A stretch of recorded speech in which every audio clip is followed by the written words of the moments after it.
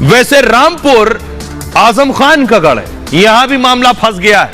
हथियार डाल दिए, रामपुर में भी क्या कमल खिलेगा। रामपुर लोकसभा में कमल खिल चुका है, लेकिन विधानसभा में जहां आजम खान जहां से विधायक थे, सदस्यता चली गई, सीट खाली हो गई, उपचुनाव हुए। तस्वीर मैं आपको दिखाने जा रहा हूं, अगली तस्वीर दिखाइए। आप देख रहे हैं नकवी, मुख्तार अब्बास नकवी, और ये आजम खान की पत्नी है तंजीम और उनके सुपुत्र अब्दुल्ला। ये वोटिंग की तस्वीरें मैं आपको दिखा रहा हूं। मुख्तार अब्बास नकवी ने बहुत मेहनत की, रामपुर से आते हैं। अगली तस्वीर दिखाइए जरा। रामपुर में जब लोग वोट करने पहुंचे, सुबह की तस्वीर मैं आपको दिखा रहा हूं। भारी संख्या में रामपुर में वोटिंग हुई है। ये वोट कहां गिरा है, जाकर नतीजे बताएंगे। लेकिन आखिर आजम खान क्या रामपुर बचा पाएंगे? ये मैं क्यों कह रहा हूं, जैसे मैनपुरी में समाजवादी पार्टी कह रही है कि फंस गए, फंसा दिया, धांधली हो रही है, यही रामपुर में कहा जा रहा है। जो कहे धांधली हो रही है, ईवीएम में गड़बड़ी है, वो समझ लीजिए, वो समझ चुका है कि वो चुनाव हार रहा है। आजम पर अपना गढ़ बचाने का सबसे बड़ा चैलेंज है इस वक्त। रामपुर लोकसभा सीट हारने के बाद यह दबाव और ज्यादा बढ़ गया है। आजम ने वोटिंग में धांधली का आरोप लगाया है, पुलिस पर लोगों को धमकाने और पीटने का इल्जाम लगाया है, कार्यकर्ताओं के साथ मारपीट हो रही है। उनका कहना है आजम का रामपुर पुलिस पर यह संगीन इल्जाम है। पुलिस ने वोटरों को मतदान करने से रोका। उन्होंने कहा लोगों को घरों के अंदर कैद कर दिया गया है, उपचुनाव में बर्बरता की जा रही है, यह उनका कहना है। लोगों को गिरफ्तार किया जा रहा है और लोगों ने घरों में ताला लगाकर पलायन कर लिया। अगर आजम खान ये सब जो उन्होंने बोला, अगर रामपुर में जीत गए तो फिर इन बयानों का क्या मतलब है, और रामपुर में हार गए तो ये बयान पहले ही दे चुके हैं। अब जरा सुनिए आजम खान क्या कुछ कह रहे हैं और योगी के डिप्टी ब्रजेश पाठक क्या कह रहे हैं।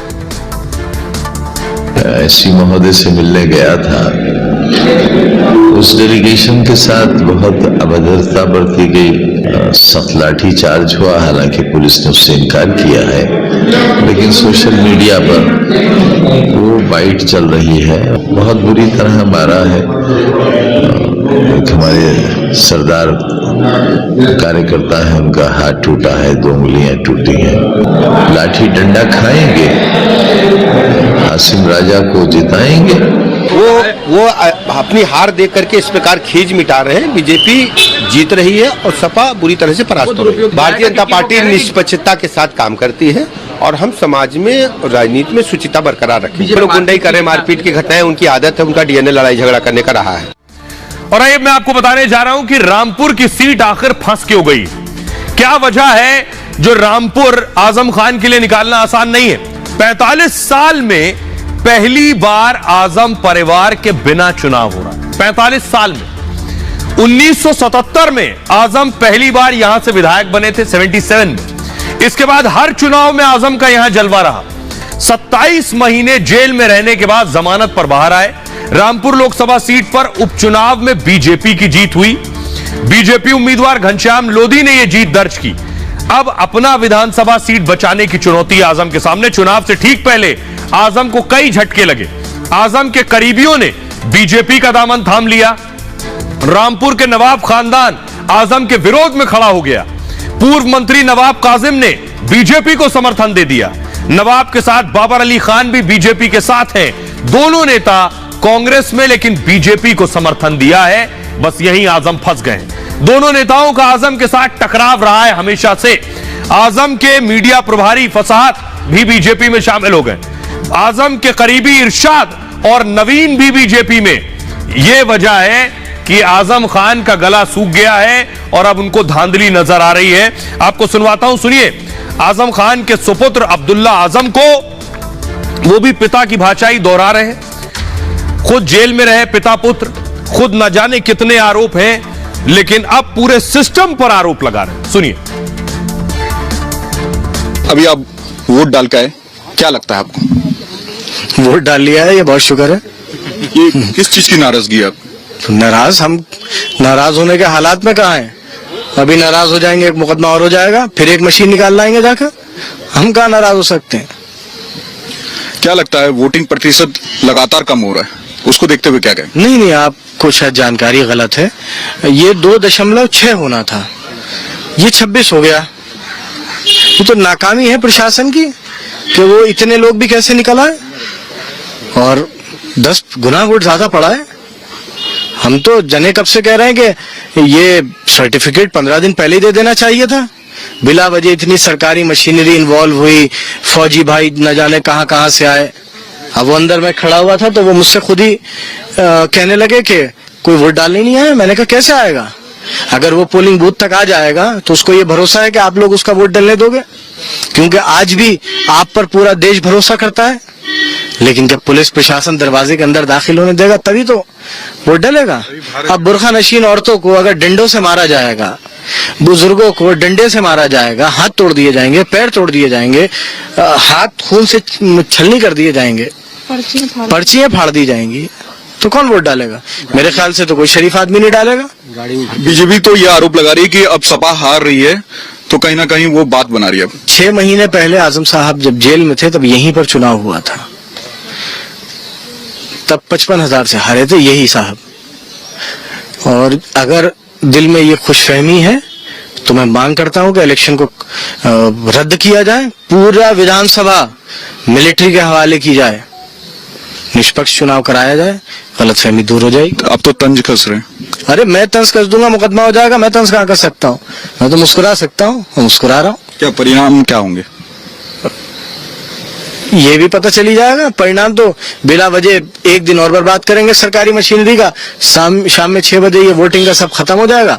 7 बजे प्रमाण पत्र दे दें, जरूरत। चीन से तुलना कर रहे थे भारत, वहाँ लोग वोट डाल पाते हैं, भले एक ही आदमी पर्चा भरता है, लेकिन वहाँ ये जो आजम के सुपुत्र और लाल की भाषा आप सुन रहे थे, ये भाषा आपने पहले भी सुनी होगी। जब आप हारने लगे, जब आपका सिक्का न चले, तब आपको लोकतंत्र खतरे में, संविधान खतरे में, चुनाव आयोग घपला कर रहा है, सब ऐसा ही नजर आता है। कोर्ट के आदेश पर पिता पुत्र जेल में रहे हैं, उसके बाद अब पूरा सिस्टम नाकारा, निकम्मा और खराब नजर आ रहा है। दरअसल आजम की बादशाहत खत्म हो गई। ये मैं क्यों कह रहा हूं? रामपुर में 52% मुस्लिम वोटर हैं, करीब 45% हिंदू मतदाता है रामपुर में, 2 लाख मुस्लिम वोटर हैं रामपुर में, और वहीं 1,65,000 हिंदू मतदाता हैं। रामपुर से कभी भी हिंदू कोई विधायक नहीं बना। रामपुर में अब तक हमेशा जब भी कोई विधायक हुआ वो कोई मुस्लिम ही हुआ। 10 बार विधायक चुने गए आजम खान रामपुर से। आजम के गढ़ में सेंधमारी की तैयारी है, मुस्लिम वोट बैंक पर बीजेपी का फोकस है, इसलिए मुख्तार अब्बास नकवी को, जो खुद रामपुर से आते हैं, वहां लगाया गया। आजम के करीबी भी बीजेपी में आ गए हैं चुनाव से पहले। यह सब कुछ जो हुआ, आजम के विरोधियों को उम्मीदवार बनाया है, यह बड़ा दांव था। आकाश सक्सेना ने कई केस दर्ज कराए आजम खान पर। लोकसभा उपचुनाव हार चुके आसिम, और यह बताता है कि आजम खान को लग रहा है कि वो जो रामपुर में जलवा हुआ करता था, वो जलवा अब खत्म हो गया है। रामपुर के लोगों को सुनिए क्या कह रहे हैं। जनता उनसे खुश है, जनता पूरे हर सीट पे योगी चाहती है। बाकी ना आजम का कोई गढ़ है, ना आजम का कोई वो है। आजम खां को खुद वोट डालने का अधिकार नहीं है, तो वो अब गढ़ कहाँ रहा? अब गढ़ तो जहाँ जहाँ चुनाव है वहाँ सब भारतीय जनता पार्टी की सरकार आती है और उनका ही प्रत्याशी जीतता है। वो यहाँ भी आकाश सक्सेना 25,000 वोटों से विजयी होंगे। बिल्कुल भगवा लहराएगा और इस बार कोई रोकने वाला नहीं है। जितना चुनाव बिल्कुल बढ़िया तरीके से चल रहा है, कोई भी भीड़ भाड़ नहीं है, आराम से जाओ, डाल के चले आओ, कोई भी बिल्कुल तरीके का शांतिपूर्वक चुनाव चल रहा है। आजम खां का घर कहाँ से हो गया? आजम खां का घर ना पहले था ना आज है। अब तो घर नहीं, अब बेघर हो गया। अब कुछ नहीं है। अब पाताल लोग का अब रास्ता नापेंगे। अब मोदी जी और योगी जी का इतना बढ़िया सब प्रकरण चल रहा है कि जनता बिल्कुल बेहद जनता एक तरफा है, एक तरफा वोट डाल रही है। कहीं से कहीं तक आजम साहब का कहीं से कहीं तक नामो निशान नहीं है इस बार। तो आपने रामपुर के लोगों को सुन लिया, अब आपको सुनवाने जा रहा हूं रामपुर के दोनों उम्मीदवारों को। सुनिए, बीजेपी ने आकाश सक्सेना को उम्मीदवार बनाया है, रामपुर में समाजवादी पार्टी की तरफ से उम्मीदवार आसिम रजा है। सुनिए दोनों को क्या कह रहे हैं। Election completely captured by Rampur police.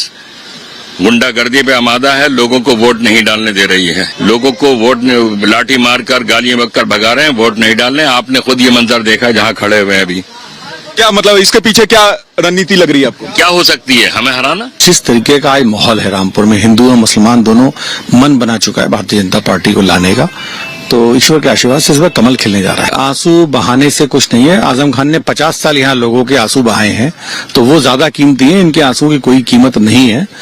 हमारे लिए जनता के आंसू जो उन्होंने 50 साल रुलाया है वो ज्यादा कीमती है, और हमें जनता उन 50 सालों के बदले 50 महीने देने जा रही है। और आइए अब आपको बताने जा रहे हैं नतीजे 8 तारीख को आएंगे। मैनपुरी के, गुजरात के 8 तारीख को आएंगे।